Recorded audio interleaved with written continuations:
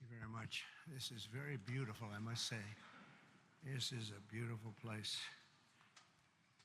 And our country is starting to do very well again.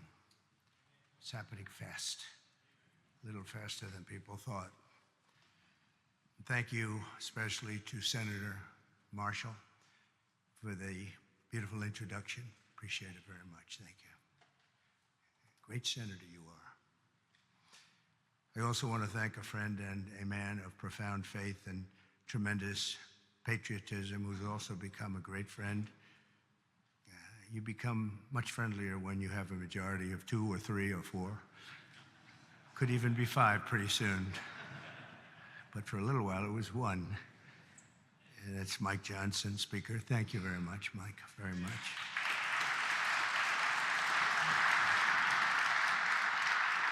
And thanks as well to somebody who's doing a fantastic job, Senator Thune. Thank you very much, Senator. It's not easy. It's not easy. It's really great. And Leader Scalise, Steve, wherever you may be, I think you're here someplace. There he is, a brave guy, too. A brave guy, I always say it. And Senator Chuck Schumer. Chuck, thank you very much. Thank you. Senator Hassan, thank you very much. Thank you, very nice to see you. Congressman Jeffries, thank you. And many other very distinguished leaders in the room. It's a great group of people. If we could ever come together, it would be unbelievable. It may not happen, but it should, and maybe it will. From the earliest days of our republic, faith in God has always been the ultimate source of the strength that beats in the hearts of our nation. We have to bring religion back. We have to bring it back much stronger. It's one of the biggest problems that we've had over the last fairly long period of time. We have to bring it back. Thomas Jefferson himself once attended Sunday services held in the old House chamber on the very ground where I stand today.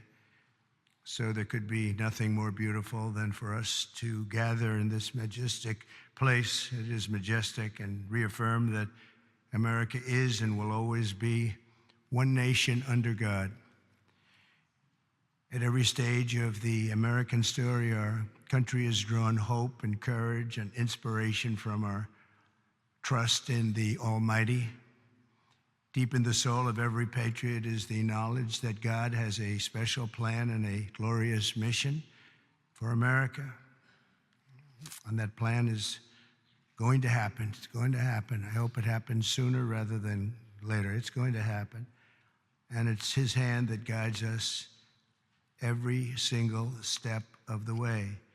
And all of you and the things we have to do is to see the defining role that faith and prayer have played in the life of our nation. And you just have to look at this building, and you can look at each other. You can really look at each other. It's defined almost everyone in this room. I think faith has been very strong with the people in this room. Just steps away from here in the Hall of Columns is the statue of John Winthrop, who famously proclaimed that America would stand as a city upon a hill, a light to all nations, with the eyes of all people upon us. Today, almost 400 years after that famous sermon, we see that with the Lord's help, the city stands taller and shines brighter than ever before, or at least it soon will. In that same hall, we also find the statue of the great Roger Williams, who founded the state of Rhode Island, named its capital city Providence, and built the first Baptist church in America. It's Williams that we have to thank for making religious liberty part of the bedrock of American life. And today we must protect the fundamental freedom with absolute devotion. We must stand strong, just like generations of Americans have done on the battlefields all around the world. Feet away from the magnificent rotunda, Another statue watches over visitors to the Capitol. George Washington, the founder of our country, often called for Americans to join together in prayer, very often. And more than 2 centuries later, this morning, we heed President Washington's wisdom and follow in his mighty footsteps. He was a strong man and of great religious strength. The stories of legends like Washington, Winthrop, and Williams remind us that without faith in God, there would be no American story. Every citizen should be proud of this exceptional heritage. We have an unbelievable heritage, and we have to use that and make life better for everyone. That's why as we approach the 25th times 10 anniversary, think of that, 250 years we'll be celebrating next year of our country's founding. I have signed an executive order to resume the process of creating a new national park full of statues of the greatest Americans who ever lived.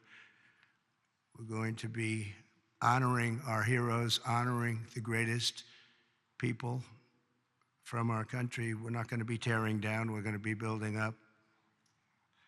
It will be called the National Garden of American Heroes.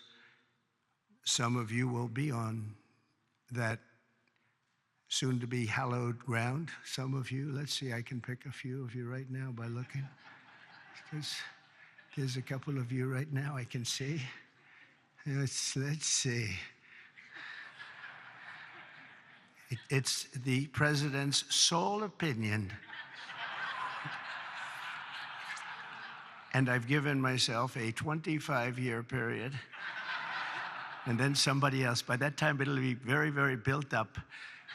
No, it will be something very special. And I hope that Congress will fully fund this wonderfully unifying project at the first possible opportunity. It's not going to be a lot of money. Going to be very important, however, so that more of our people can be inspired by the faith and courage of patriots like those who we honor in these halls.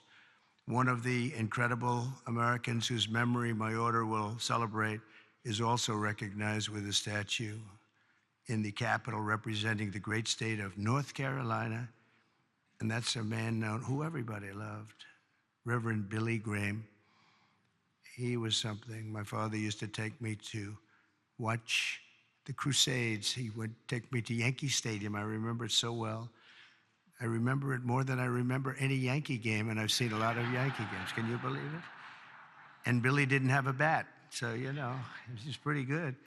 It was amazing. You'd have 60 or 70,000 people, and they loved him. They loved him. I saw him with Franklin. I don't know if Franklin's here. I just don't know, but I've gotten to know Franklin. He's done a great job with helping on tragedies and problems like in North Carolina, California. He's always the first one there. The work he does is, his father's very proud of him, I can tell you that. But Billy Graham was very special. One floor below us, Reverend Graham's statue stands with an open Bible. The page turned to a letter from the Apostle Paul, which reads, "Let us not grow weary of doing good, for in due season we will reap if we do not give up." Never give up. Never, ever give up. You can't. How about me? If I would have given up, I would not be here right now. Who the hell knows where I'd be? It might not be a good place. If it was up to the Democrats, it would not be a good place at all. Never, ever give up. There could be no better message for the leaders gathered here, and you are real leaders. And we must never give up, and we must never grow tired. We must never grow weary, and we always must practice good. As you know, last week, only a few miles from here, our nation witnessed a terrible tragedy when 67 people were killed in a horrible accident near Reagan Airport. As one nation, we take solace in the knowledge that their journey that night did not end in the icy waters of the Potomac, but in the warm embrace of a very loving God. None of us knows exactly when our time on earth will be over. You never know. a truth I confronted a few short months ago when there was an incident that it was not fun. It was not a good thing. But God was watching me. The chances of me being here, my sons are shooters. They're really good shooters, Don and Eric. And they said the chances of missing from that range with that gun are, but Don equated it to a 1-foot putt. That's pretty bad. 2 feet I can see missing, but 1 foot you can't miss. It was the equivalent of a 1-foot putt is what he told me. He said, in fact, he gained some religion. He went up 25%. And if you know him, that's a lot. But he said there had to be somebody that saved you, and I think I know who it is. And he looked up, and I said, "Whoa, Don, you've come a long way." He's a good guy, but my 2 sons just really couldn't believe it. Had I not turned that right turn just at that time, and the audience, 55,000 people standing this way, there were just a few people in the back on the bleachers. There was nobody over there except for my all-time favorite chart in history, a chart on immigration. Immigration saved my life, see? So we're going to be good for immigration, okay?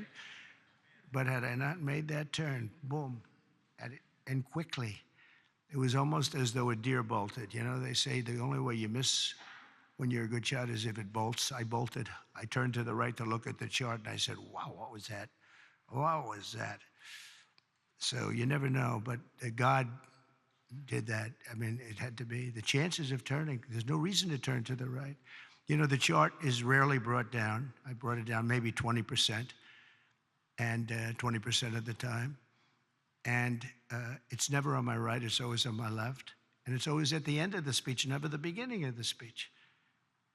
And if I was a little more than that 90-degree angle, it would be no good. And if I was a little less, it would be no good. It had to be perfect. The thing went right along the edge. It didn't affect my hair. Can you believe that? Might have touched it, but not where it counts. Not the skin part. But honestly, it's a mirror. It changed something in me. I feel even stronger. I believed in God, but I feel much more strongly about it. Something happened. So, thank you. Thank you.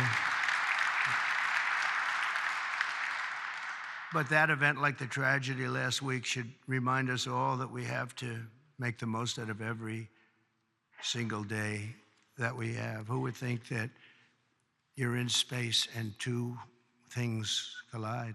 The odds of that happening are so small, even without proper control. We should have had the proper control. We should have had better equipment. We don't. We have obsolete equipment. They were understaffed for whatever reason. I guess the helicopter was high, and we'll find out exactly what happened. But the odds, even if you had nothing, if you had nobody, the odds of that happening are extremely small. It's like, did you ever see, you go to a driving range in golf and you're hitting balls, hundreds of balls, thousands of hours. I never see a ball hit another ball. Balls going up all over the place. You never see them hit. It was amazing that could happen. There was a lot of mistakes made, and it should have never happened. But regardless of that, it's amazing that it happened. And I think that's going to be used for good. I think what is going to happen is we're all going to sit down and do a great computerized system for our control towers, brand new, not pieced together, obsolete like it is land-based, trying to hook up a land-based system to a satellite system. And the first thing that some experts told me when this happened is you can't hook up land to satellites and you can't hook up satellites to land. It doesn't work.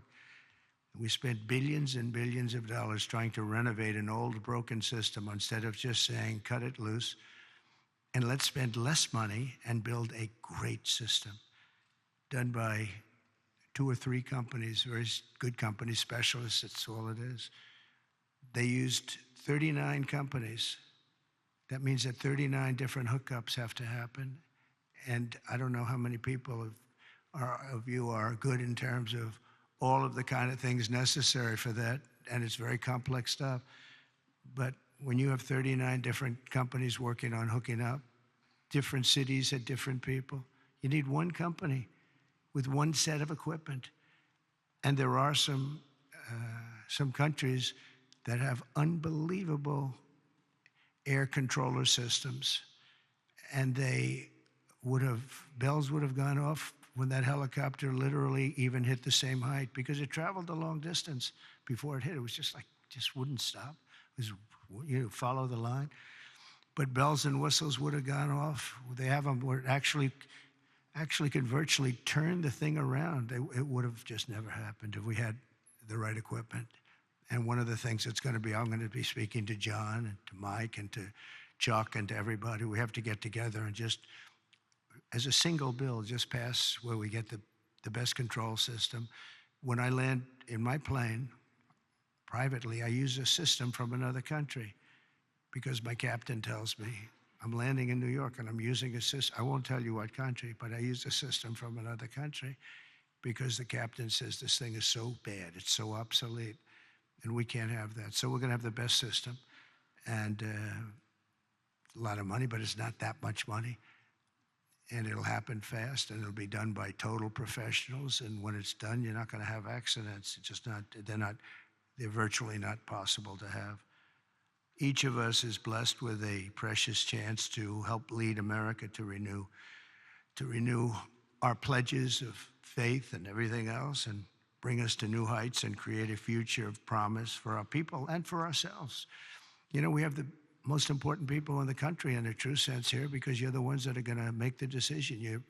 You're the ones that are leading us into so many different things, whether it's the right air control system or the right size military, or what to do and what not to do. Most important people. And many of you are very religious. I know so many of you are very religious. And I just think that our country has been so badly hurt. We're very hurt by what COVID did to religion. It really hurt it badly. People couldn't go to church for a long period of time. Even going outside, they were given a hard time. And I'm not blaming anybody for that, but it was very hard to gather. So they start using computers, if that. And when they come back, it's just, a whole new experience they have to get used to. But it is starting to come back. We had a fantastic thing happen yesterday. The Army had the best recruitment numbers that they've had in more than 15 years. They think it could be 25 years, actually. They're going to probably put that out, but more than 15 years just now. And we were worried about it. We were talking about it numerous times that, we don't have people joining our military services. We don't have people joining our police force. We have to cherish our police. It's so dangerous. You open a car and somebody starts shooting. They have blackened windows. You don't even have any idea who's in the car. Oftentimes they have the dark windows, which they're not, in theory, supposed to have, but they have them. The door opens and a gun is pointed at your face, and you can't do a thing about it. It's just nothing you're going to do about it. Your friends will take them out. It's happened so many times, but it's such a dangerous thing. We have to cherish these people. So today we join our hearts and prayers in recommitting to putting our country first. We have to put our country first, making America stronger and greater and more exceptional than ever before. And we have to make religion a much more important factor now. We have to make it an important factor. And if we do that, our job is just going to be much easier. It unifies people. It brings people together. Democrats are going to be able to have lunch again and dinner with Republicans. And I remember just as growing up, I'd see, I revered senators and congressmen or something very special, but they were out to dinner all the time. We had an old congressman, maybe some of Cy Halpern from Queens, and he was a friend of my father. But he'd have dinner he was a Democrat, he'd have dinner with Republicans, and he'd be out. It wouldn't even make a difference. Today, it's like, It's like shocking. And it shouldn't be. You have to get together. We really have to get together. We all know what's right and what's wrong, and there's going to be compromise on both sides. But we have to just do the right thing, and we have to get together. You did it with Marco Rubio. You got everybody who was 99 votes, and the only vote was our VP, who maybe we should have been there just to make it 100. But I think I would have been angered if it was 100. That might be a step too far, right? But no, it was great to see a vote. Pam Bondi had support from Democrats, and some of the others had some pretty good support. So, it's doable. We had a recent bill having to do with a very beautiful young lady who was killed from Georgia. And that bill was very bipartisan. It was a very beautiful thing to watch, actually. And so I think we just have to, if possible, we have to unify. There's big division. I mean, some people want an open border and some people want a closed border. We want it closed and they want it open. And that's a big difference.